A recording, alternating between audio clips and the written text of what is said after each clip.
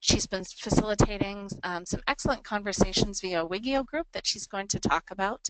We kicked off our efforts at Summer Institute last year and are hoping to follow up again with a gathering at this coming Summer Institute, and are also planning a variety of regional sessions as well.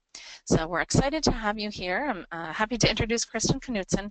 Kristin is an educator at Hennepin County Corrections, and I know many of you out there are working correctional settings as well, so I think you'll have a lot in common with some of the work that Kristin has done. She works with a mix of native English speakers and English language learners, many of whom have learning challenges, and many of whom are only with her for a short time. And she's here to share some of the organizational systems and structures that have helped her help her students in this setting. So welcome, Kristin. Thank you, Astrid and Patsy, for that kind and generous introduction. As I said, I'm Kristin Knudson, and I'm excited to be giving this webinar today and learning with all of you. My email is on the screen, and feel free to contact me via email or through the Wiggio about anything today.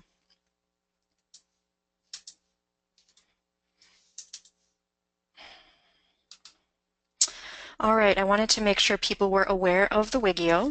The Wiggio is like a Facebook site. We have one specifically for one-room schoolhouse settings. And if you need access to that, please send me an email, and then you will receive a link, and you'll be able to log in with your email address and a password that you create.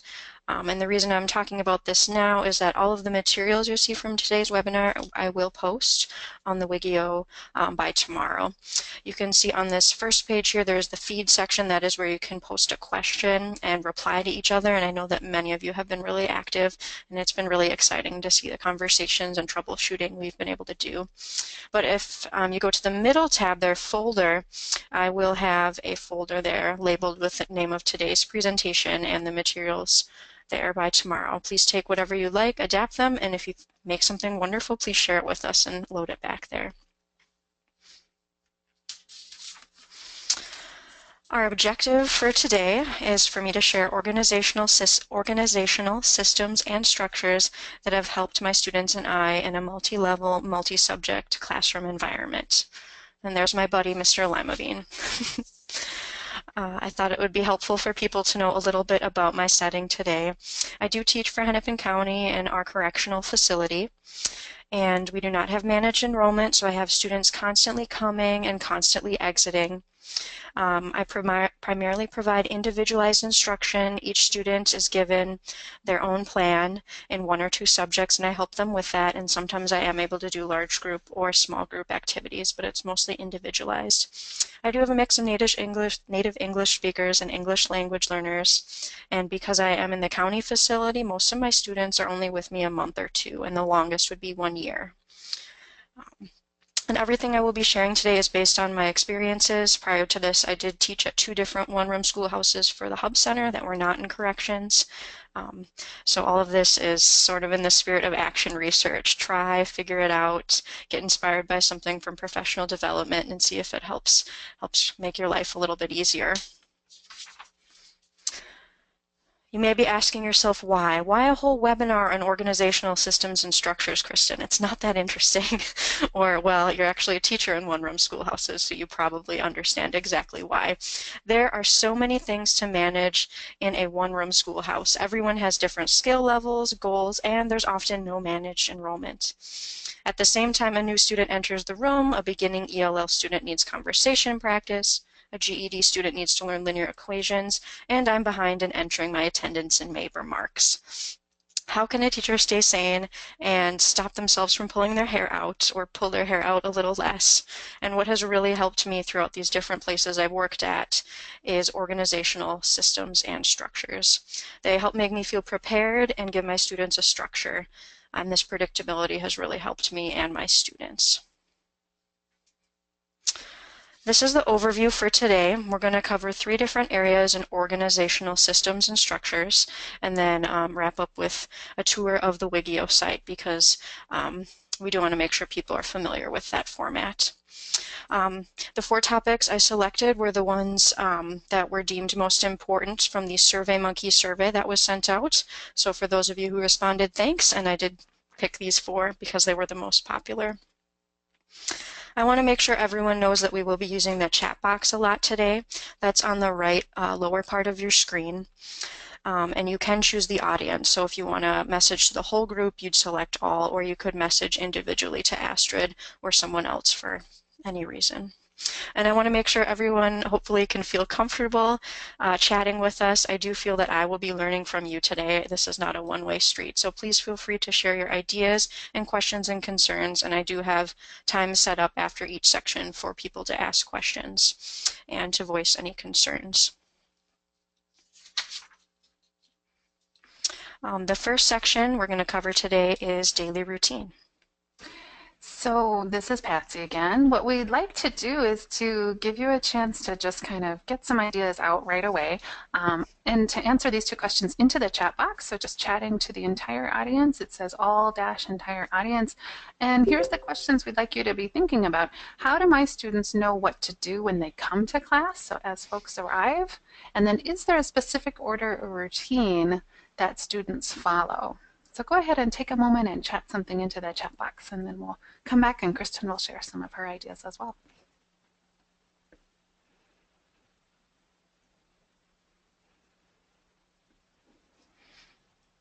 All right, no need to be shy.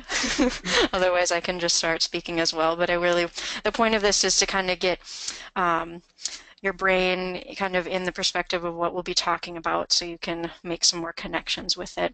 So for me, every time we're going to have a chat, I do have that chat box cue on the right part of the screen. I'm a visual person, so that will help me. We're seeing a couple of ideas already. Kristin, I'll just share a couple things. So that'd be great. Looks like Jean Haberman is saying they get tea, they chat together and study their spelling words. Amy Vickers is saying instructions are on the board. So I'll get some cues that way about what to do first. And they have a habit of looking there. Other students know they always start class with the word of the day. Ooh, I do that too. On the board, yes. And Melody says, my students know where they've left off for the time they were previously, and they sit down to continue wherever they were before. So great, keep those ideas going. We will gather those. We will somehow make those available to you. We can certainly make the entire chat log available at some point if that would be helpful, or more likely we'll pull the most salient things and things that you know, no doubt some people wrote the same thing, so we'll kind of make a nice list and get that posted too. Just a couple more here. Pam Moriarty says they sign in, they take a student folder, has a list of what they've done and what to do next. Erin says they are at a new table centered around a theme, whether it's reading, writing, math, or a mini lesson up front. First into the room, they find their letter, and then they have a word of the day, a quote of the day, or a question of the day. So lots of great ideas coming out. Oh, wonderful. I definitely want to hear more about these later too, so thanks. And so what I've discovered, as many of you know, is that order and routine are very important for my students. Even if I personally didn't feel that I need it, which I do, many of our students have been in special education or English language learners or have brain injuries, and I think it's really helpful to lower that affective barrier, and that means to kind of reduce that anxiety, the things that get in the way of learning, just by having a predictable routine.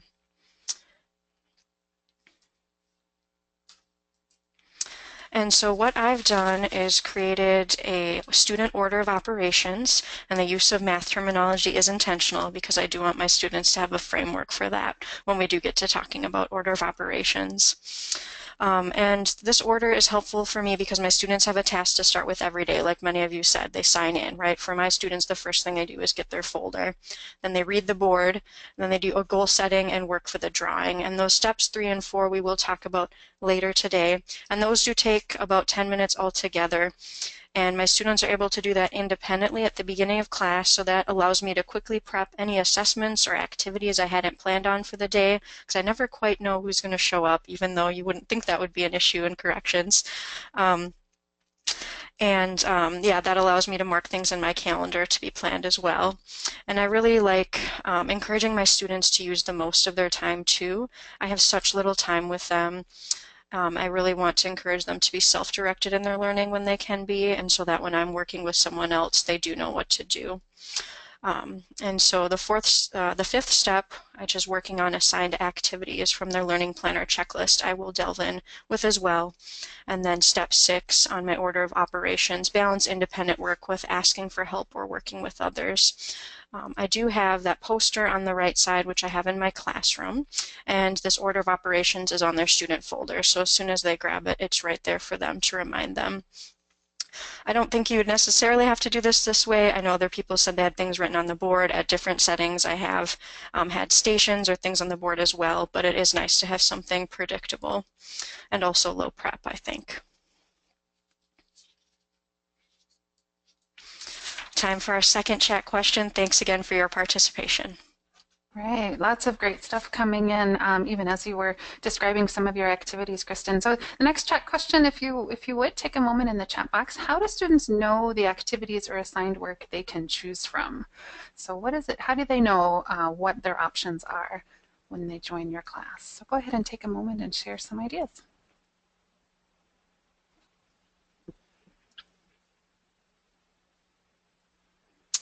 And while people are getting their thoughts gathered, I'll just start to share about some of what I do. What I do is when students come, I set them up with an individualized learning plan. So that's what we'll be talking about now. And in these learning plans, my students are able to express if they want more or less structure depending on their learning needs. And what I do to determine what materials is based on some of their standardized test scores, some information from our orientation interview that I do with them, and other assessments or activities.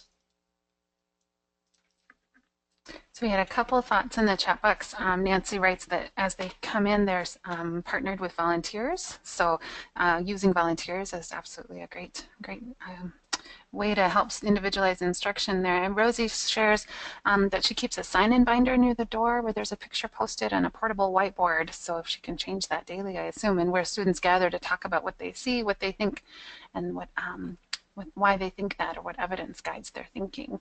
And Pam is saying, I assign one of them to one of 4 groups, depending on our conversation and their test scores. Sometimes their needs require one-on-one or a volunteer. So a handful of more ideas. Oh, Nancy writes, when they first join us, we put lessons in their folders, and when they finish, they ask the staff for the next one. So that's one way of keeping them moving along. And Harmony writes, I do intake assessments with each student on the first day and assign individualized curriculum, and minimum daily requirements are posted. Wonderful. I'm very curious to know all about these different systems as well. What I have here to share with you are, on the screen you can see 3 different learning plans. They've gone through different phases between my coworkers and I, and we use different ones for different purposes. So as I mentioned, we do take learner preference into account. The one on the far left is for an ESL student, although I have used them with native speakers as well. I have the 4 modalities listed, so I make sure I have activities for all of them. And then the alternate gray and white boxes, we would write the date, and they can check off whether they did that activity each day or not. We let them know they can choose the order in which they do the activities. And then this is a quick way for me to visually check, is there anything that they're avoiding, anything they're particularly enjoying. So that one has an emphasis on, how frequently are they doing something. The middle one I have is a newer one. I kind of separate the books from the packets, and I just think it's really important to make everything explicit and clear and take out the mystery for many of my students. So I list the book title, can they borrow it, the date they got it, is there a pretest to start with, pages or units to assign, and when I want them to check in with me, and then we can even record dates that we've handed in or gone over. And I really like having this record because I can't remember with all my students the last time we've checked in with things or whether I gave them something. So this is a great way for me to have that written down. And for packets, I have a similar thing. On the right, you'll see my most structured daily learning plan. I do have some students who just said, Kristin, I don't want to be able to choose what order I do things in every day. That's too much for me. Can you just tell me the order? So on this one, I do have some blank spaces, but I do have some things written in on each day, and that's the order and then that they do them in. On the left side, there is some time. I know part of that is covered up.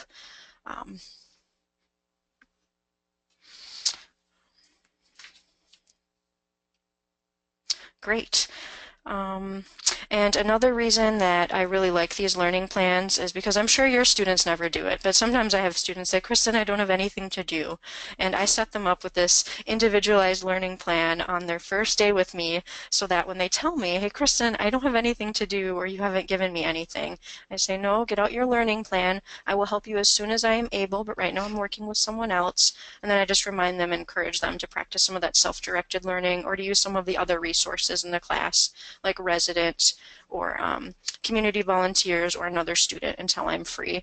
And I also feel like this is just really respectful. I do want to use the most of their time and help them as much as possible make progress towards their goals. So I don't really feel like there's a need for them to be sitting around with not much to do.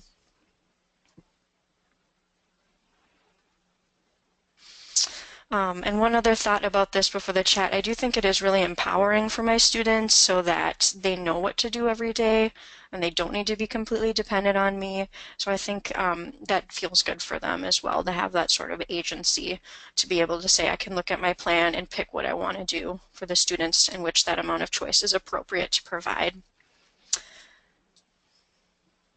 And so at the end of each section, I will turn it over to Patsy here. I am going to leave us time to do an application chat question. And the reason for this is because often when I attend professional development, I don't feel like I have enough time to think about how I could apply what I'm learning to my own setting or whether it would or wouldn't work. I just don't feel like I have enough time to go into it. So I wanted to make sure we had some set check-ins for us to talk about that. And also this is the time for anyone to ask me any questions or concerns and also share about the wonderful things you're doing. I'm really excited that our chat box is going to be shared because I'm going to be contacting some of you and finding out how you do things so I can continue to grow and learn in my own practice. Great, thank you. So the first section on daily routines, we want to give you just a moment time to reflect on how you might apply any of the information from this section, either from something that Kristin shared or something that you saw in the chat box. And then what would you need to do to adapt it? I mean, we know many of you might work with very small groups or perhaps one-on-one, or maybe your students differ from the students that you're hearing described. Like, how do you think you might adapt something you've heard to fit your setting? And then, of course, any questions, concerns that you have. So we've got one that came up while Kristin was chatting was about was from Erin, and I just want to read part of it aloud because I think it's an exceptional idea. Having steps to achieve their learning goal. So for setting a learning goal, and then step one explains two options they get to choose from. So they have to work towards something, but then it sounds like they have two options. So for example, she says if they are seated at the writing table, they get to choose from two options for that day, either a quote analysis or an argument analysis, and depending on their level, Erin has modified assignments for those who need them. So a couple people like that idea. I've already mentioned that. Go ahead, take a moment in the chat box. What might you use from what's been shared?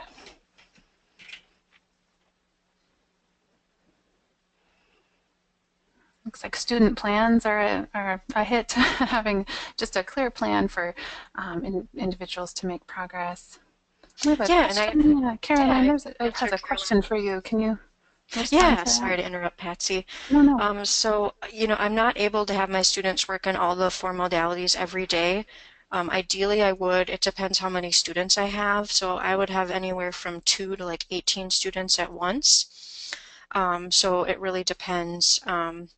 One way I have been able to really build capacity is I did have a volunteer record their voice for some of my lower level ESL stories, and I have them saved on a jump drive. So I am able to provide some more independent listening opportunities when I'm not available that the student can work on. I also do have some resident, and that's our term for inmate, tutors who have been really helpful, so I can show them how to do some reading and conversation practice with them. So ideally I would hit on all 4 of them. I don't every day. I just like to have that listed so that I am cognizant of it, and then we try and hit on it at least every week. And I also see you had a question. Most of them want to do only do math because that is what they have the most anxiety with. Yeah, so I do provide math plans for my English language learners if they want as well, and that would be on a separate sheet too. And that's really great that your students are wanting to work on areas in which they have anxiety. And I think encouragement is a big thing, and just recognizing the success of coming to be a student as an adult. and just wrestling with something that is challenging for them is a success in and of itself. I see a few other things here. Okay, so people have individualized models. Yeah, a couple people have mentioned that they like the picture of the day or the news headline of the day. Lots of feedback about the daily goals and daily plans. Amy has a question. Sometimes feeling concerned about students being introduced to a topic by reading a text and perhaps rather start with a conversation or sketches. How would those activities work with an individual learning plan?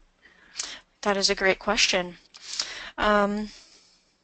Yeah, I think for some of those activities with the lower level English speakers, maybe that written plan is something more to guide me than them. Like I would note what it is. I've also started thinking about the idea of having some of those learning plans with like a picture of the activity or a picture of the book cover or a picture.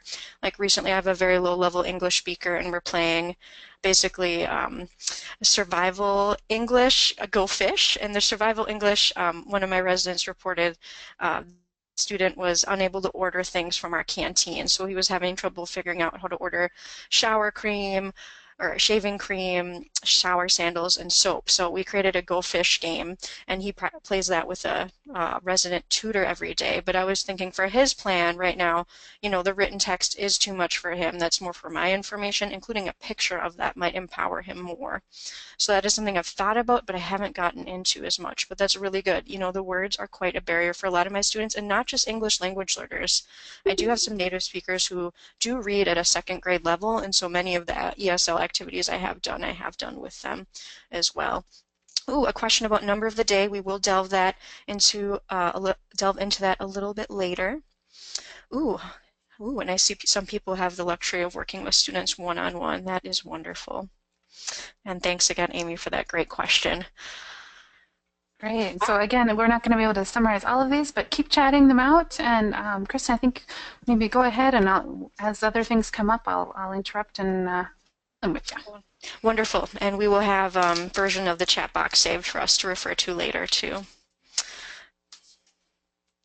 All right, so we're on to our next section for today, high return activities where student needs overlap. Another chat box question. In what areas do I see an overlap of student need, or is there a topic or content area I often find myself teaching? So take a second, put something in the chat box, and then I'll share a little bit about what I do.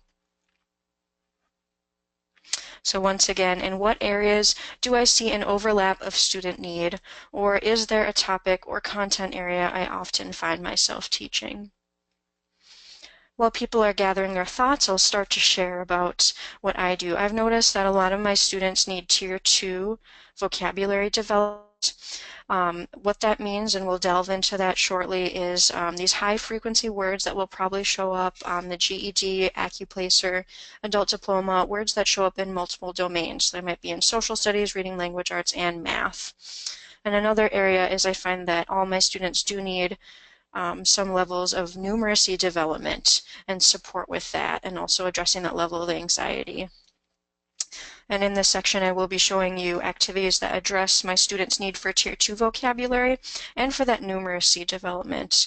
And you, of course, wouldn't need to do these activities only if they fit the area of need that your students have. You could design different activities that meet the needs of many of your students or where you've noticed an overlap. Ooh, I see some other things, fraction, decimals, and percents. Yes, and I do have an interactive activity we will be covering with that. Math, wonderful. And phonics, yes, even my native speakers, some of them with the lower level of literacy and reading do need some phonics practice, and my ESL students, okay, pronunciation. Okay, feeling comfortable with speaking. And I would say also reading out loud for many of my students. Have some anxiety and shame about that too. Ooh, interviews. I like this. Wonderful. Wonderful. We'll keep sharing out. I am going to continue on with what I am sharing with you all. To the next slide. So what I do to address that Tier 2 vocabulary need, is based on some materials that are already created from the Atlas website. And you may be wondering, Kristin, what are Tier 2 words? Well, that is a term coined by the researcher Isabel Beck, and in her words, Tier 2 words are, quote, words that are likely to appear frequently in a wide variety of texts and in the written and oral language of mature language users. So these are things that I had mentioned earlier that were really good for our students to know. I also learned when I did take a STAR training for a different site I was teaching at that had more cohort groups that intermediate readers, those that score in our TABE 4th through 8th grade level equivalent, really need to work on these words. And the wonderful thing is that Atlas on their ABE, evidence-based reading instruction materials, has these words grouped and has 5 of these words grouped as a lesson, and then they have some materials with them already. I do have the link on this screen. And I think we have time to click through so I can show you that.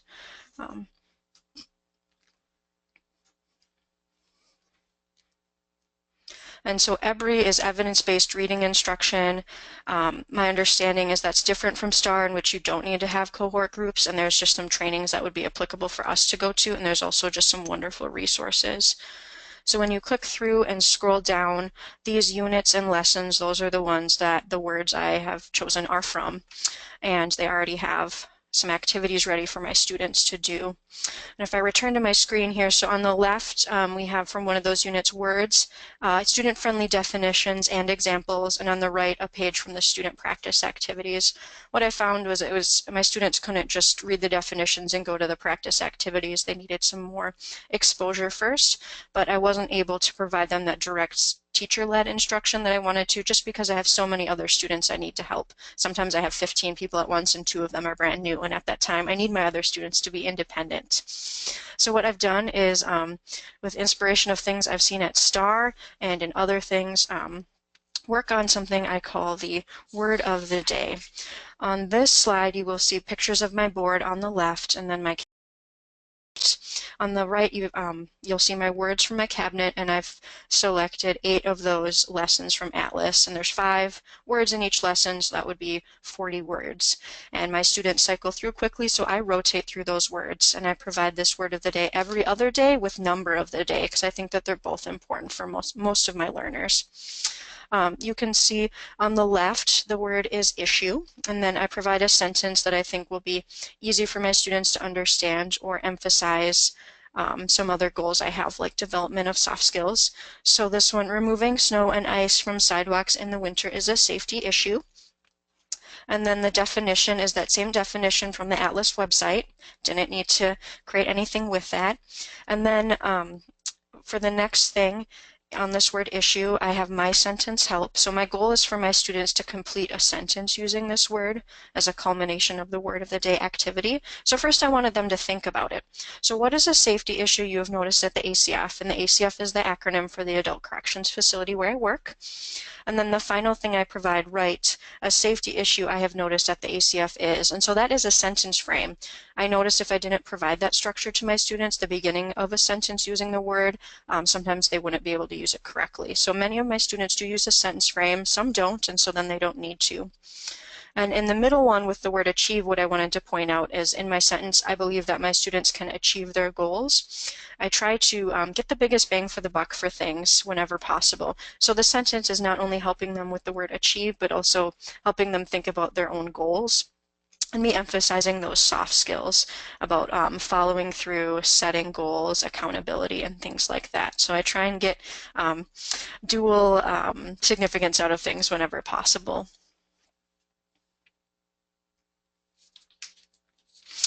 And so for this word of the day, I have 2 different versions that I provide. This is my version A, a little bit more basic version, I would say. And this is some of my student work. And you can see this resident has copied, the word, and they also note the part of speech. They literally copy my sentence from the board and the definition. And then for my sentence, the student chose to write down the question and simply answer it, but they also could copy down this beginning of the sentence frame and answer that. And from the sentences is to find out whether the students actually understood the meaning of the word or not. And from these, I do feel that he has understood the meaning of the word, so he has achieved our goal. And once my students have gone through the word of the day with those 5 words, I do encourage them to do that packet that's already available on the Atlas site. And I will be showing you an interactive activity about word of the day that's a little bit more social, that involves, instead of just the reading and writing, but speaking and listening also as well. This is my version B. You'll notice it's quite similar to version A. The only differences are that instead of just writing the part of speech, I wanted them to circle what it means as well. And then I also have the form section, and then synonyms and antonyms. So just providing a little bit more challenge for the students that is more appropriate for, but they are using the same words. I would like to note that, Tier 2 words are not appropriate for all of my students. For many of them, they are far too challenging. And so for those students, what I do is I let them do picture writing. These are 2 pictures that I think came from National Geographic. And so what they do instead of working with that Tier 2 word, is they grab a picture out of the container I have, and then they would write 3 sentences or 3 words depending on their level to describe that picture. So it could be, for the picture on the left, as basic as women, dress, bowl, or it could be, the women are outside. I think they are in Africa. And then you could also set parameters. Do you want them to work on present tense, past tense, or other things? And for students who really need scaffolding, I've also thought about providing like Post-its with applicable words so that the students wouldn't have to worry about the spelling, but just using those words during that time. Since my students working on the word of the day are often able to be independent after I've shown them, then I could also work with these lower level students, whether English language learner or native speakers, on this part, because I found the students that do need the pictures instead of the Tier 2 words do need a little bit more intensive help. And the picking of these pictures from cultures outside the United States was intentional, because often the students who work on this are from cultures outside of the United States. They're my English language learners. And also for the students here, I do think it's good to kind of expand their mind a little bit to learn about places outside of the U.S. And then for the ones who are from outside the U.S., these pictures allow them to tap into that prior knowledge, what they already know, and just reduce that anxiety a little bit. Now I'm going to talk about the number of the day, and this is not an idea original to me, just like word of the day. I first heard about it in the Minnesota Numeracy Initiative training we have through Hamlin, and that is a training I really recommend. It has really helped me become more familiar with teaching math. And I think my students have really benefited from it. We won't go to this link, but this PowerPoint will be posted, and this is a link of, I think, Amber Dellinger teaching in a more cohort-leveled class, the word of the day. So you're welcome to watch that on your own time if you like. What I do for the number of the day is I do it every other day with word of the day. And you'll see a picture of the newspaper by both of them, because at the end of my class, if they complete this activity more or less correctly, then they get a chance to win the newspaper, which is a big deal in corrections. And so for the number of the day, what I do is provide 3 different numbers for them to choose from. I have a whole number, and then a mixed number, and a negative number, and then that center one, that mixed number, 18 3/4, sometimes it's also would be a decimal, like 18.5. And this allows me to have the multiple different levels for the students again. And another thing I really try to do with the word of the day and number of the day is have these things already ready and copied. So just like you saw in word of the day, I had all the pictures slapped on my cabinet already. For this, the numbers that are in the colors, those are actually already laminated and slapped on the inside of my cabinet. So I literally go in the cabinet and put them on the board. And then the next time I do it, the next set would be used. So it's low prep. And even if we go previously to my word of the day, you can see here, you can see I've got them in the plastic things with, I can't remember the term for that, the plastic sheet protectors. So I have them in a binder so I can just pull them up and slap them on the board every day, because I need something that's easy prep, big bang for the buck, high return. So here's an example. I do have 2 different versions of number of the day. This is my most scaffolded or most supported version. This was inspired by Dan Brewski. He's a teacher for adult options in education over in Hopkins. And for this one, my students do not choose one of those 3 numbers of the day. That was just beyond I couldn't quite make it work. So what I actually do is have a packet with the numbers 1 through 30 in them, already partially completed. So you can see here, they add up to the number, subtract down to the number 3 ways, tally or draw it. So they can get it a little bit more concrete, do some comparison with more and less, and also draw out some money. So this would be my most supported version. For a student to do who needs that. The next one here is directly taken from Dan Brewski, and I would say most of my students do this level. They do get to pick the number of the day from the board, and they add up to that number, subtract down to that number, tally or draw that number, draw it with money, more and less, and write a word problem. So you can see with the word problems here, some kind of more or less fit an ideal problem, but it's a good place to start. So the one on the left, I get 35 week until I go on Christmas break with my family. So he is using the number 35, which is good.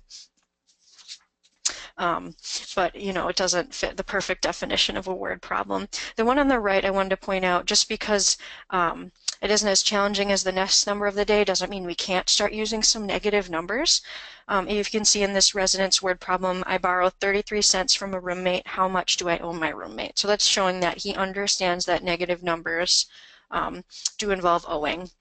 And I would like to say that for the number of the day and word of the day in my orientation with my students, I do explain my rationale for having them do these things, like the tier 2 words, developing some number skills, like the GED does have math on 3 out of the 4 tests. It is important for life, adult diploma, AccuPlacer. So I do explain the rationale for that. The next word number of the day is from Rebecca Strum, who teaches down in Mankato ABE. I did adapt it a little bit, but it's pretty close to her original. This one, they would pick the number from the board, and once my students have gotten kind of a grasp with the whole numbers, I do nudge them to work with the mixed number or the number with the decimal and the negative number. And usually when I do nudge them, then I do take time to show and explain them that as well. These can also be a helpful diagnostic for what students do and don't know, and I make notes about it and then plan some lessons accordingly based on their needs. So on this one, they write the number in the box, they do mark it on the number line, and they mark the scale. And then they can either do factors or list the number as fraction, decimal, or percent. I guess both of the ones I chose have the fraction, decimal, percent, but most of my students choose to do factors actually. Then we have some multiples. An expression, that one I have the students add up to, subtract down to, multiply to, and divide down to the number, each one way, and then the word problem. So what I do with this one for the word problem and my previous one, instead of just saying, hey, make a word problem, what I tell them is pick one of your problems from the addition or subtraction boxes at the top, or from your expression column here on the right, and make a story about it. And I think telling them, like, I want the math already done so that you can focus on the language is really helpful. So that, because if they have to think about both at the same time, often things go wrong. So if you see it, the one on the left, I was at the store, looked at a t-shirt for $60 and I had, for $30, I had 60, so what was left? Right, that shows that the student has some understanding that 60 take away 30 is 30, which is his subtraction problem on the left. On the right, I'm having a hard time reading this one. Sheila has $100. She spends $80 at the grocery store. How much does she have left? 20. So once again, he's making a story about a problem. His is not on his sheet, but that's all right too. It's just providing that support for students who need it, and for those that don't, they can freestyle a little bit more. And I will be posting all these on the Wiggio. Some of them are already there too. All right, so we're going to get a little bit more interactive, at least with our student activities in this section. So please, I invite you to chat again. What interactive activities do I offer, or could I see offering to my students that would target their needs? So once again, what interactive activities do I presently offer, or could I see offering to my students that would target their frequent needs? So once again, thinking about earlier, what is a high need you've noticed in your students? For me, it is those tier 2 words and any sort of numeracy development. And I'll just have you chat out. I'll give you a second. Remember that wait time is good, I'm sure, also on webinars, not just in person. Give you a second to gather your thoughts, and then we'll continue. Great. Thanks, Kristen. This is Patsy again. So again, just go ahead and use the chat box. And you've seen just great illustrations of word of the day and number of the day and even picture of the day. Could you imagine using any of those? If so, what might you do to adapt those? And is there another high return activity where, many students, not just one-on-one, but several students, perhaps if you work in a group, could be doing that, perhaps on a daily basis? So Melody writes, we offer a conversation class 3 times a week to help them practice oral language skills. Great. Nice, nice. Yeah, so having options for those students who need to work on that listening and speaking skill, but maybe that's not everybody. Great. Thank you, Melody. And I'd also like to add something I really like about my word of the day and number of the day is students can start with it whenever they show up because I don't all come at the same time. And so during that time, I do have a buffer with each student of about 10 minutes when they're working on that and a goal setting, which I'll show you later, to figure out how I need to support them for that day, what assessments might they need to take, or work with students who have a little bit higher need. Great. I see here that Nancy wrote, we have students write about what they learned each day. That's really great. I include that a little bit later in my goal setting. I'd love to see how you do that, though. And I would invite all of you to add to the Wiggio in a post or on the folder section some of these things that you're sharing out because I would really love to see them. I really get inspired from what other people are doing as well. So please, I invite you to post on the Wiggio, and then I'm happy to put it in the folder section or show you how to do so.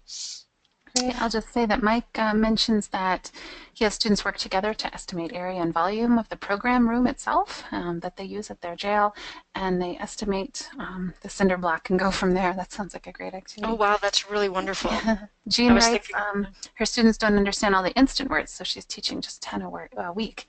And likes the idea about using a worksheet for each word. There's some additional vocabulary workouts, they're called, on that EBRI website. So Kristen showed one, excellent vocabulary resource. There's another one just below it called the vocabulary workouts that we had. Susan Finn-Miller is a ESL expert in Pennsylvania who came out to talk about those, and she authored these vocabulary workouts and allowed us to post those for free on our website as well. So those are another resource available to you. And while we're getting some more thoughts gathered here and things shared, I'll just mention that not long ago I was able to visit Kristin's class at Hennepin County and was just so impressed with how smoothly the day went, and people had things they were working on together, things they were working on individually, and it really moved so easily throughout their time. Although students were coming in and out, a lot was happening.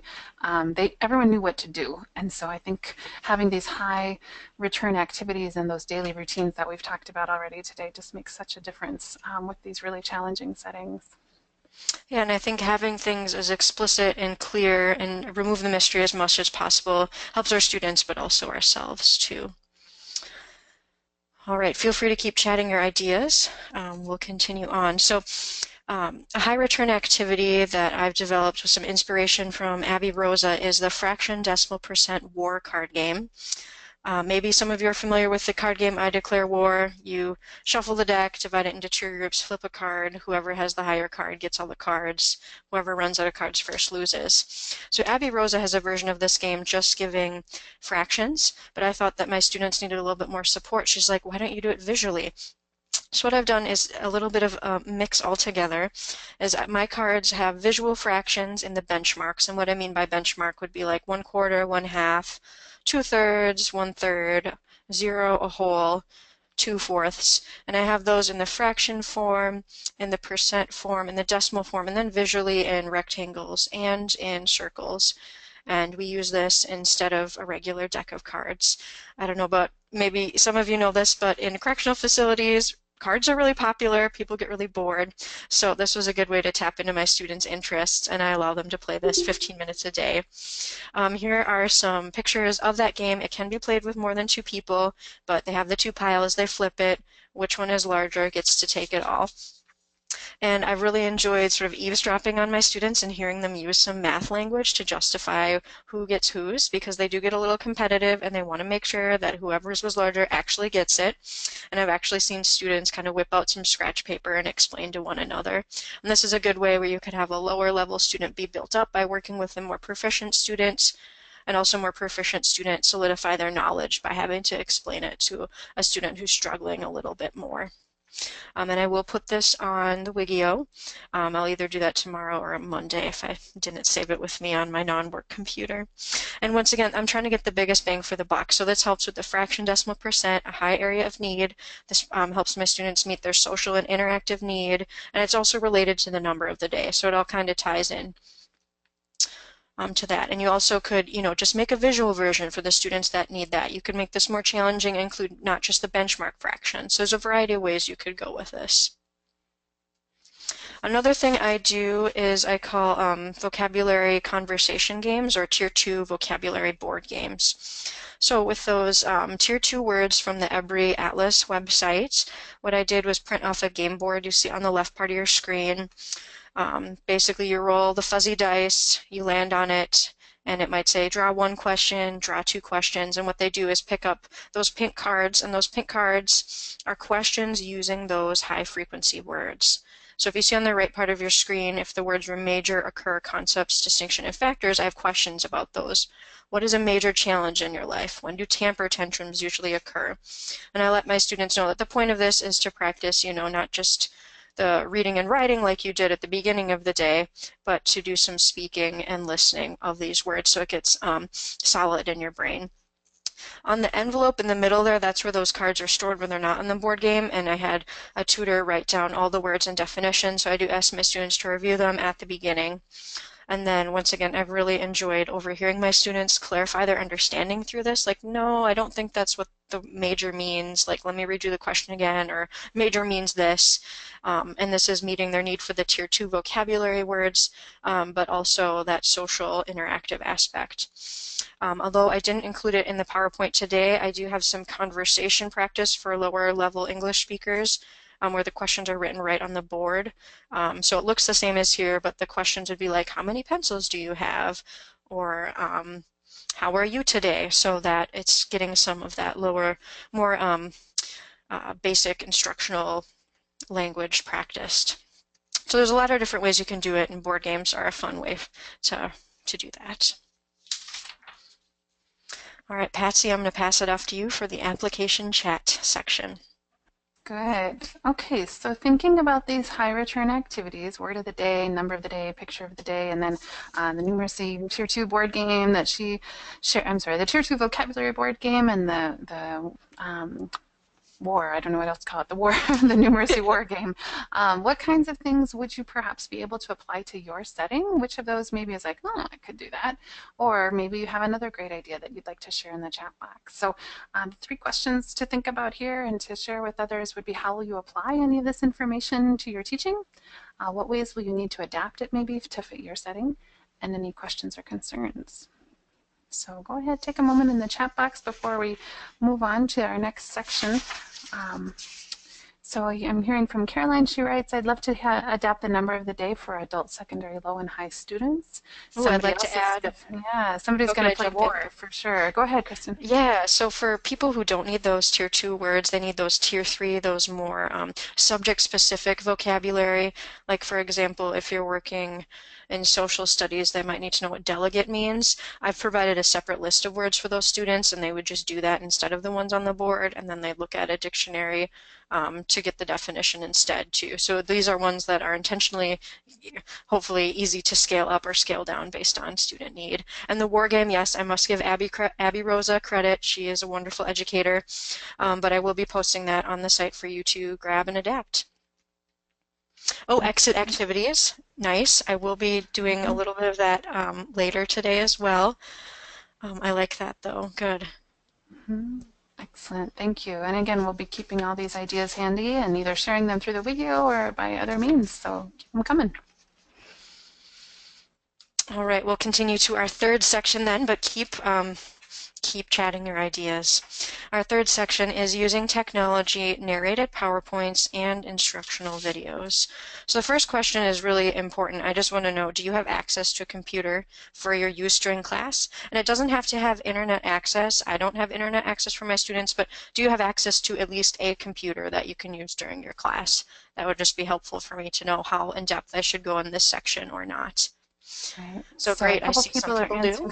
Yeses, and then while people are answering, I'll highlight Pam Moriarty's comment about the previous section, was that she loves the conversation, both tier 2 words and the basic words. It's moving up in my chat. I can't find it. Oh, there it is. For lower level students, do you have questions electronically that you could share? Sure, and if someone reminds me also, I'm happy to post the lower level English conversation boards as well. Oh, great. So you can have those. Yeah, Pam, maybe well. you can shoot an email to Kristin directly to be sure that it gets posted. A lot of yeses. Let's see, Rosie's a no as far as the computer availability, access to computers and projectors. And Essia mentions the Khan Academy activities. Yeah, wonderful. And then we're going to follow up. Thanks for that information. That really helps me for this next section. One other chat box question for you. Think about getting a new student started in your class. What part of your orientation process is the same for all or many of your students? And while you're kind of thinking about that, digesting that, I can share a little bit of my own. Before I do that, I'll read the question again. Think about getting a new student started in your class. What part of the orientation process is the same for many or all of your students? So this question comes out of, I got really tired of when new students came, they took all of my attention, and I felt so torn because I wanted to help my existing students who needed help with balancing chemical equations or learning present tense verbs, but instead I was having to explain behavior expectations, explain the GED, and often I found myself saying the same things about the GED or behavior expectations or the structure of the class. And so I wanted to create a way to free up my time so I could use it more instructionally instead of having the orientation process really take up a lot of my time. And so what I identified was things that I say consistently to most of my students, and obviously these would only be for students who could understand this. For some of my lower level students, I'm not able to go in depth, but for behavior expectations and for the GED. And I see in some of the chat box, Nancy, they go over the goals, guidelines. Okay, considering having a new student day, so it can be at the very least make sure, okay, devote time to new students. Yeah, so I've thought about having just a certain time I accept new students. In my current setting, that won't work just because people are here on average a month and a half, so I just kind of need to accept them when they're able to come. But if your program allows you to have a structure in which you could set a time for only new students, that would be great as well. I see CASA's test, every reading assessment. Oh, wow, you have time to do the reading assessments? Wow, I am jealous. Great. Thank you for sharing that. Please continue to share as I continue on. So my solution to being torn when I'm essentially repeating the same information but wanting to teach is to make some narrated PowerPoints. In my setting, I do not have internet access for my students. I do have access to the internet for my own work computer, but my residents do not. And so basically, if you can make a PowerPoint, you can add audio to it, and then you can turn it into a video really easily. You just save it in a different format, and then you can put it in a jump drive or thumb drive, and students can watch it on the computer. Also, I'm not able to save many things, or anything really, on our computers for security reasons. So all you need to make a narrated PowerPoint is, you see on the left, a microphone. I found it helpful to have one of those telemarketer headsets just to keep the sound clear, and then you need a computer with PowerPoint. And then to show it, you just need a computer, a thumb drive, or if you're able to save it on the computer, great. Or if you're able to have internet access, you could put it on your class website, and then you just need headphones for students to watch them. And I really like that I can save it as a video as well, so students won't accidentally edit something or something like that. So all you need here is, you'll see on the screen, this is in the PowerPoint, you just go to Insert and Audio, and you either can pick audio from your PC, so if you've recorded it on your recorder previously, you can select it, or you can record audio at that point in time. So I don't want my students just to watch a video. I want there to be an element of accountability because I'm always thinking about best use of everyone's time. So for my education expectations narrated PowerPoint, it's about 15 minutes, and I do have a fill-in-the-blank activity here on the left. Once again, this won't meet some of my lower level developing literacy students, but for most of my students it does. And I also can use this as, a little bit of an assessment too, like are they able to copy the words from the screen correctly. Or when I don't have many students and I do choose to do this in person, then I can assess whether they can spell those words without assistance at that time. And then I do have them sign kind of the behavior agreement at the end too. Another one I have is about the GED 2014. And the goal of that is for my students to learn about the 2014 test and for them to pick 1 or 2 subjects to work on in this class. I'm not sure if I mentioned it during the learning plan, but I limit the scope of my students to 1 or 2 subjects. I just feel it's too hard to make progress with any more than that amount, and it's too hard for them to have focus too, and the amount of time I see them is fairly limited. So I have them pick 1 or 2 intentionally, but I do want to empower them by providing that choice. And for this one as well, I do have a fill in the blank, taking out some keywords that I want them to be aware of about the test. And I hear from Anne, or I see from Anne in the chat box, they also only encourage their students to do 1 or 2 as well. Let's see. So with this GED test, I wanted to say the narrated PowerPoints are quite easy to edit too. So for instance, with the changes with the social studies test, removing the writing, I just was able to go back to those slides and change the audio on those and resave it as a video, and it was ready to go. So this is a great workaround for having a computer but not having internet. And I just really appreciate it, having my time freed up.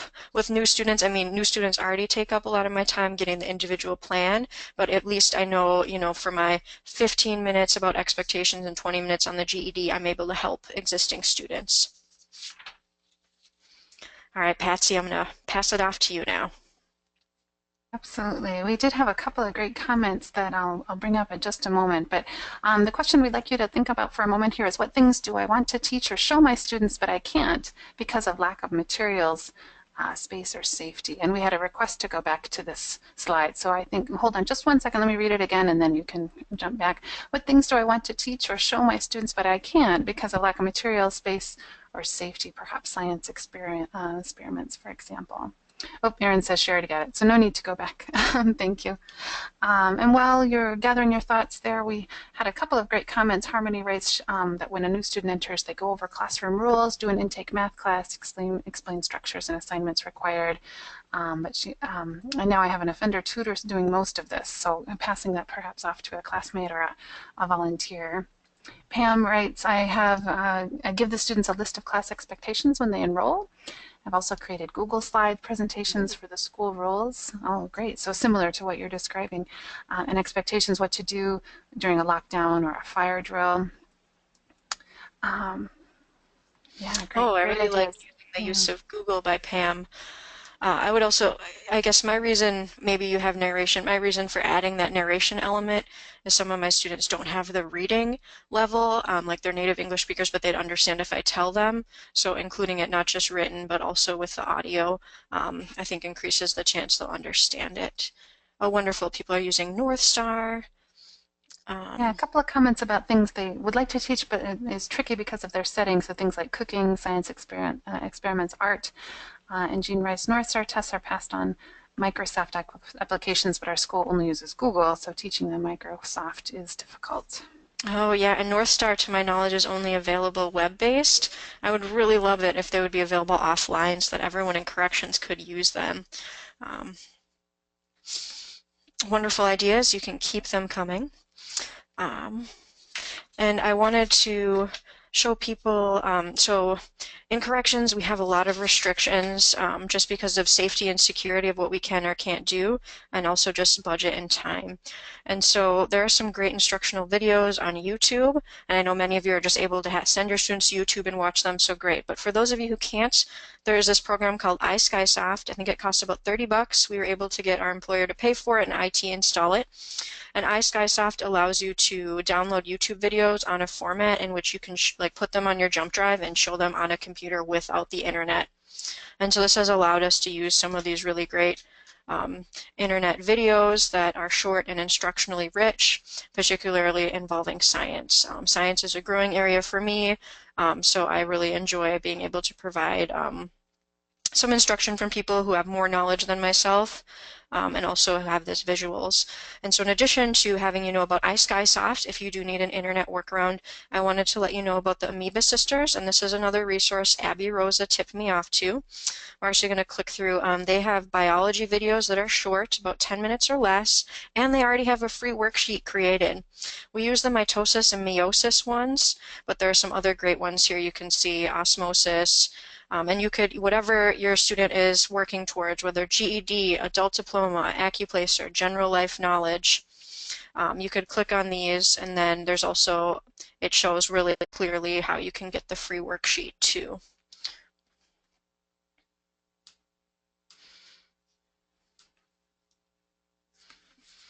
Oops, yeah. And I think it is important for any of these short videos to also have some accountability as well. So I really like the Amoeba Sisters because they do have that handout.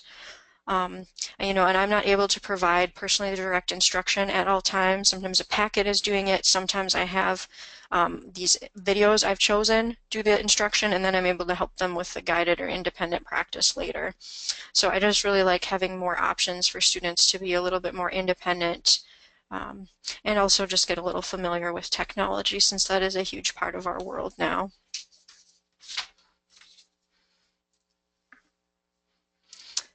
All Great. right. So yeah, as we kind of wrap up this section here, using technology, and of course, I love that Kristin actually works in a setting where she doesn't have a ton of technology. So really brainstorming workarounds. So how can we use to the maximum what we do have available, even when we don't have perhaps everything that we might want available to us and to our students. So the questions. Oh, can you swap? There we go. Application chat. Then, if you would go ahead in the chat box and talk a little bit about how will you apply any of the information from this section. Would you consider doing a narrated PowerPoint, for example, or maybe check out that iSkySoft in order to download a YouTube video if you don't have internet access, or maybe you're interested in that Amoeba Sisters work, and then what ways we need to adapt it perhaps to fit your setting.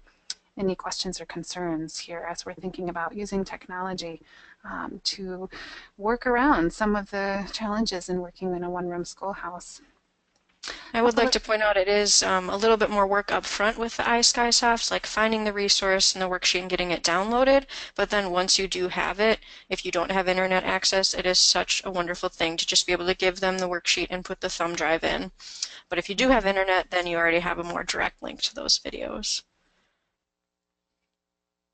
I see here from Jane that she's been using some Minnesota travel brochures and maps online. Oh, you had them get them in the mail. That's really fun. Oh, good ideas for teaching beginning level technology skills. Yeah, so for beginning level technology skills, for those students, what I do is I either myself or a tutor kind of show them where the mouse is, where to click, and things like that. So it's more like direct help. I'm not aware of any sites. If other people know of some great sites that would kind of walk people through, I think some of the North Star gets that, but I haven't used that once again because I can't really in my setting.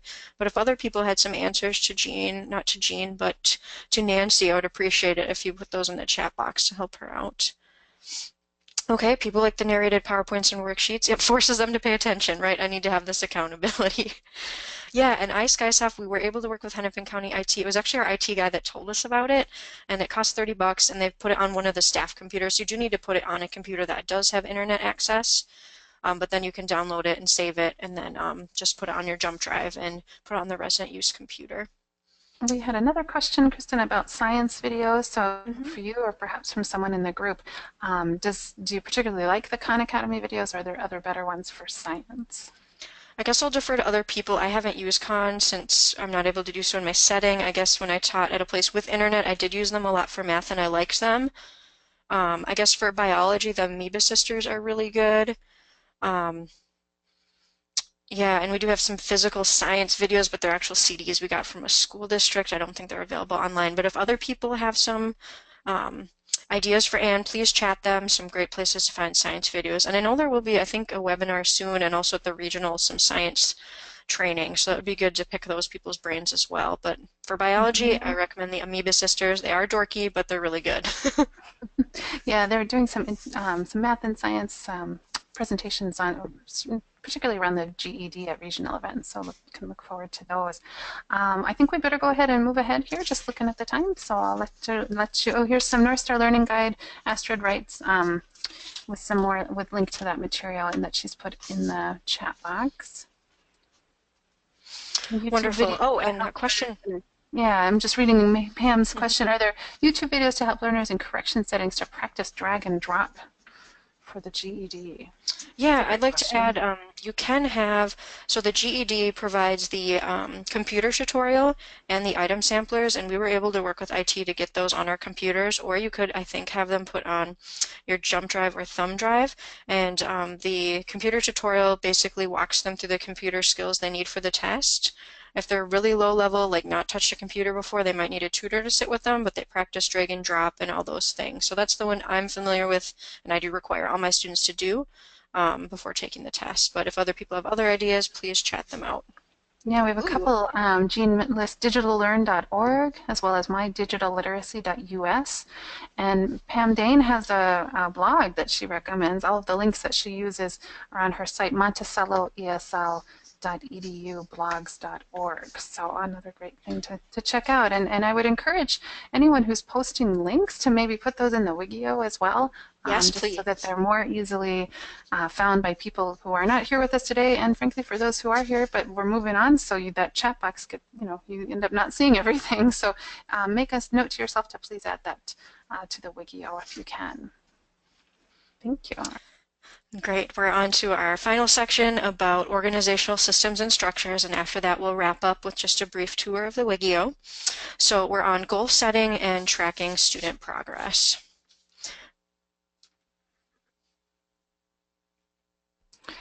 So again, just briefly, what goals do your students have? Let's just hear a couple of ideas in the chat box. And what goals are on your students' minds as they enter your classrooms? And Kristin, maybe you want to start with what your students have in mind. Sure, and these goals my students have not only inform my own instruction, but they also kind of help me figure out the soft skills that I need to help them with as well, and that ties into ACEs and other initiatives we have here. I'm assuming some of your students have similar goals to mine: get the GED, adult diploma, AccuPlacer, learn English for work, be able to communicate with your neighbors, have some numeracy skills, get a job, things like that. And so I think identifying those goals is helpful, once again, for my own instruction, but also to keep them going when they get frustrated. And so what I do is when they start, so during my orientation process, we fill out this form together, and on this, so we got their name, their out date, and their goal. So that would be their long-term goal. They also select their subjects they're working on, and then I have a calendar of the days I'm here so they can mark when they can be present and what subjects they want to do on each day. On this one I also mark, if you see towards the middle and on the right for the daily drawing, the word of the day and number of the day, so which version I would like them to do at least to start. Then I keep track of their standardized test scores below or any other assessments. And I'm a big believer in checklists, so I do have my new student orientation checklist and then an exit checklist to make sure everything is getting covered that needs to get covered. And their GED ID is on there as well. I see that Melody has put that her students want to pass the GED, get a diploma, AccuPlacer job, English skills. All right, so I was correct in my assumptions for the goals our students have. And then when my students get frustrated or things like that, I can just take the time to, like, let's go back at your folder, let's look at your goal. You know, why did you want this goal? You know, this goal, it is going to require hard work, but you know, it is a goal that you selected for a reason. It is worth doing. I see Anne commented that they're an adult diploma site too. Yep, and I do believe with Anne, we do need to have a visual way to track goals. So just allowing them to see their level gains, which it's really hard for me to be able to get to the 40 hours to post test, but we are using some other practice tests during like the 2002 practice test, and then we can give that more frequently and just see how much their skills are going up.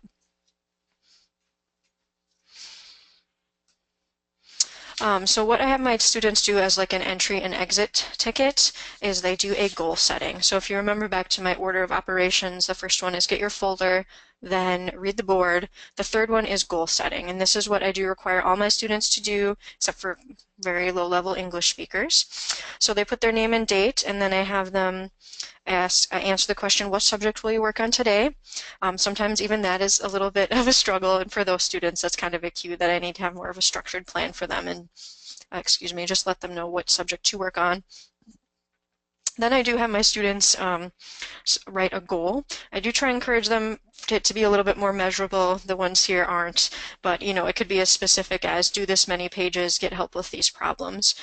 Some of my students have more soft skill goals. You can see on the lower left, what is your goal for today? To do the best I can in class. Well, that's awesome. So I want to support and encourage that. And if you were to get off task, I'd be like, hey, what's your goal for today, man? To do the best you can? Are we doing that right now? And then it's a good way to help get them back and focused. And the middle one, his goal was to learn quadrant ordered pairs. So he's using some math language. We've been working with the coordinate plane and graphing ordered pairs. So I was really excited to see some math language there. On the right, this is actually one of my English language learners who was testing on the CASAS, and his was actually the same every day.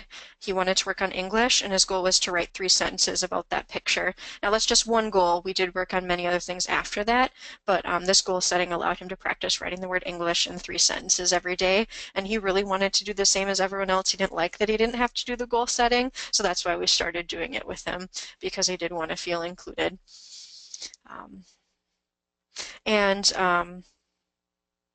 Yeah, I do encourage them to make the goals measurable, but they don't always end up being that way. And what I do during this time, so when my students are filling out the goal setting and the word of the day or number of the day, in that first 10 minutes they arrive, I'm going around and looking at these, finding out what their goals are, finding out if I have what I need to help them with that goal today. Do they have what they need to help themselves with that goal today? Do I need to work with them individually today? Do they already have materials? And so this is a good way to sort of check in and provide some accountability, and also just have a record of the things that we've set for goals. And at the end of class, as an exit ticket, what they do is I have them answer, did you achieve your goal today? Why or why not? You can see I have a little different versions. I'm constantly changing and adapting things to provide more or less support as needed for students. And you see sometimes they do achieve their goals, sometimes they don't. And I want to let my students know I'd rather have you set a high goal that you fall short of than setting a really easy goal that you can set. And sometimes we don't achieve our goals, right? I'm the one on the right. No, I didn't. Did you achieve your goal today? No, because I started on another subject. Like, that's life. And I also want them to write down one thing you learned today. And I like keeping these so I have a record of, and they have a record of what they're learning. Yeah, so you can see on the left, did you achieve your goal today? I did learn some quadrant work. So he is using some math terminology, and write down one thing you learned, so quadrant ordered pairs. So what he means by that is graphing ordered pairs on a coordinate plane. And the middle one, did you achieve your goal today? Yes, I finished all my work in the RLA packet. Write down one thing you learned to work with negative numbers. So I showed the student on the word of the day how to do negative numbers because he saw them on the board and wanted to know what they were. And on the right, we already covered the did you achieve your goal, but what he learned what the word perceive means, and that's one of my tier 2 words as well. So yeah, I really like this goal setting, entry and exit ticket. I do check it at the beginning and end of class. You'll see those check marks just to help my students develop some of those soft skills and perseverance.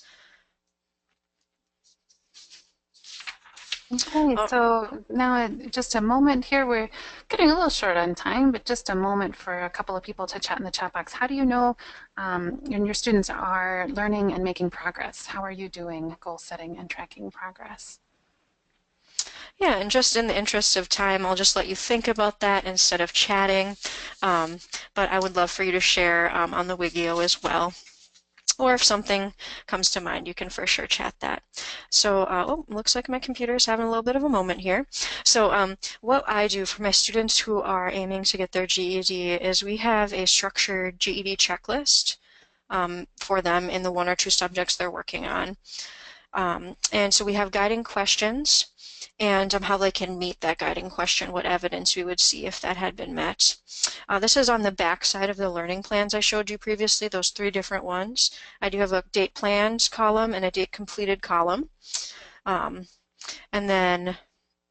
I found this really helpful, and we developed just because we wanted our students to have a tool to know when they're ready. And I'm sure this never happens to you, but I get students who come in with like a 4th grade reading and math level and say, I'm ready to take the test, I can take it today. And this is an objective way to say, no, we're not quite ready yet. So you can see some of the guiding questions for number 1, do I read well enough to understand GED level material? Our program decided we wanted to be at about a 6th grade level equivalency on the TABE. You could use something else. So we put the 506 score on the TABE. Second one, can I comprehend the texts, questions, graphs, and charts? That will be on the Reading Language Arts test. So we included the 2002 practice test with a minimum passing score because that had more of the graphic literacy than the TABE test did. After that, how is the test laid out on the computer and how do I navigate it? We had the computer tutorial and then the item sampler and the subject. This one we didn't have scored. We wanted them to do it, but we are able to provide some feedback on their score for the item sampler if they want. Step 4, which is evidence-based in writing involved and how is it scored. So we do have some writing activities I would write in that space. And then the last 3 are tests. So am I likely to pass? What are some specific things that I need to go over? We give them the practice test from the Kaplan Big Book. And step 6, I'm pretty sure I'm going to pass the test. Am I right? We do the GED Ready. And so what we do, and you could of course do whatever you wanted to, and you could make this for AccuPlacer, or you could even have a different end goal, like a different end goal of increasing their reading level or learning multiplication facts is, so identify the end goal and kind of backwards plan from them. What benchmarks are going to help my students see that they're making progress, and also provide us some evidence that they are making progress. The first 4 steps on this our students do have to complete before we allow them to go on to step 5 and 6. And 5, they need to pass before 6. And then if they do get that passing score on that ready, then we do pay for their test. So another reason we have this in my facility is we do pay for tests, so we are accountable to have some criteria for showing that our students are ready to take the GED Ready or the actual GED test.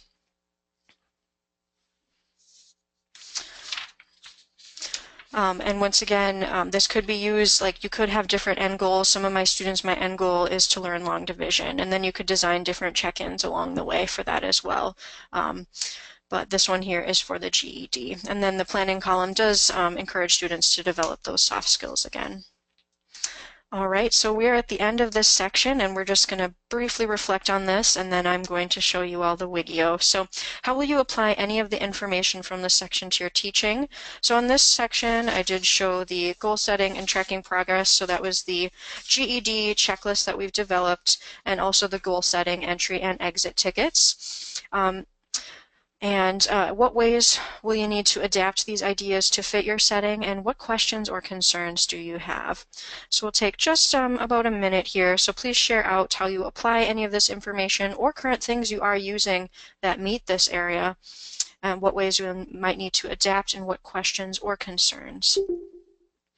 And I'll just share a couple things from the chat box already. Anne writes that they're an adult diploma site, so many of their students are starting to cross some classes off their lists, and then they create a kind of transcript for that so they have a visual of how they're progressing towards that credential. And Nancy says we do a reading and math test when they first start, and then they test every 3 to 6 weeks to see how they're doing. And then also a daily log sheet where volunteers and staff write about their studies. And then they meet periodically with students to just see how things are going. So a couple good ideas. Someone says she might use your GED prep checklist. Wonderful, take it. No need to reinvent the wheel. Yeah. Absolutely. So just in the interest of time, I am going to move on to the Wiggio, but please feel free to keep chatting, and I do really want to continue this conversation on the Wiggio site, and these resources will be posted on the Wiggio hopefully by the end of the day tomorrow. So yes, we are at the Wiggio section, and I know some of you are active users of the Wiggio. Great. So it's going to be a brief refresher for you, or for those of you who aren't familiar, this will be helpful. So what I'm going to do is actually just take us to the Wiggio site, and if you do not have access to the Wiggio, I'm going to have you send me an email, and then I'll get you invited. I like the encouragement here from Erin. It says, oh, wonderful resources. Well, thank you. I do this is my first time giving a full webinar, so I do appreciate the encouragement. And I do really want to see some of the things you're making, and so don't be afraid. Please do share them on the Wiggio. I do think a lot of you have, well, all of you have wonderful expertise, and it'd be great if we just could use the Wiggio not only to like problem shoot, but also just as a repository for really great resources that will be applicable to our setting. So without further ado, we'll click on this Wiggio link.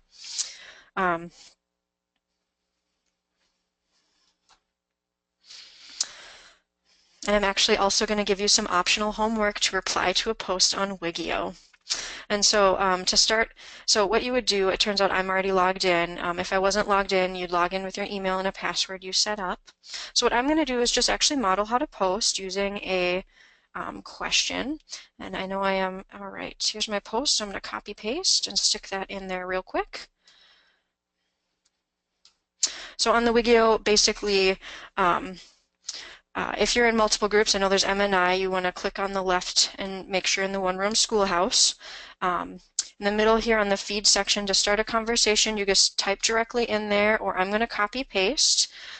You can provide links or files attached to there. And what I'm going to do is provide or post this, and your optional homework, which I would encourage you to do, is to respond to this, if for no other reason than to just familiarize with this as well. The question is, after attending the One Room Schoolhouse webinar or any other PD event, what is something you have tried or changed in your classroom? How did it go, and what did you learn by doing it? You can also add a subject, which is helpful. So I'll call this maybe webinar homework at the top. And then you can choose participants, kind of like the chat box. I'm just going to, give it the One Room Schoolhouse. Yep, and then you literally just hit post right there, and it will be right there. And you can put your picture in your profile too, which is nice. And to reply, which I hope some of you do, and once again, it doesn't have to be about this webinar. It could be any other trainings you've attended, anything you've read from a book, and then you would just type, hopefully, a coherent reply and hit post. And you can also include links, as I mentioned. And for the folder section, I wanted to show you, so right now we're in the feed. The middle is the folder. We don't really use the calendar, but if you click on the folder, and my computer is having a little moment, this is where I already do have some of the materials from today here, just because they've come up in conversations on the Wiggio. But right here it says today's date, the webinar materials will be added tomorrow. So you'll click on that. Right now it's empty, but I will have the stuff in there as soon as I'm able, hopefully tomorrow, for sure by Monday. So this is where you can go on here and download anything you'd like. And I believe, Anne, I think your adult diploma checklist is right here as well. So we've already got some great sharing going on. I will include my PowerPoint up here. There is the PowerPoint from Summer Institute and for the North Regional I did last year. So that is a brief tour of the Wiggio in a nutshell. It really is our goal to make this a place for people from all over Minnesota to collaborate on this specific topic. So please feel free, anytime you have a question, you find something interesting, post about it. There's a variety of topics on here. And just as you're headed back to your PowerPoint there, Kristin, I'll mention a couple of things. Shout outs to you from the group about how organized you are and how it will take some major, like, baby steps just to get close to the level of organization and routine and structures that you have set up. So thank you for sharing all that you've got there. And Anne writes that they don't have much in the way of routine, but they've been thinking about it and are starting to take to heart that that might be a direction worth heading for everybody involved. And so some appreciation for all of that you've shared here. So we're going to move just to this questions and feedback section. Is there anything you wanted to say at this point, Kristin? Yeah, I just wanted to remind people that there will be an evaluation email sent out with your CEUs. We do appreciate if you take time to fill that out. And if anyone had any questions right now, you are welcome to ask them if you have the time. Yeah, so thank you for participating. Thank you for your wonderful encouragement. And I do really want to encourage everyone. I do believe this isn't a one-way street. I am learning from you today. So please include things on the Wiggio. We will post a version of the chat log. Yeah, and I look forward to interacting with you all soon. And if any of you will be at the North Regional next month, I will be facilitating a panel. And I'd love to either just connect with you or have you participate if you would like on that day. Great, and I want to extend our thanks from Atlas for Kristin for all of her expertise and work in putting this webinar together. So thank you so much for your time and expertise and willingness to share it all in this sometimes nerve-wracking format. So thank you. We managed to do this for a large crowd with very few, if any, tech glitches. So that's always nice to hear. So And thank also, you so much. yeah, Thank you sure. so I'm much, glad to be Kristin. here. I And want to also, I thank just everyone for being here today and taking the time. This was a very active group. Thank you all for sharing your feedback and ideas on the chat. And as we've mentioned several times, we'll compile all of your ideas and get them on the Wiggio and encourage you to continue your involvement and stay part of the conversation, and hope to see some of you at the North Regional and at Summer Institute. Great. Thank you so much. We'll stick around if people have questions, but I am going to stop the recording at this point. So thank you. And I did want to remind everyone that this will be recorded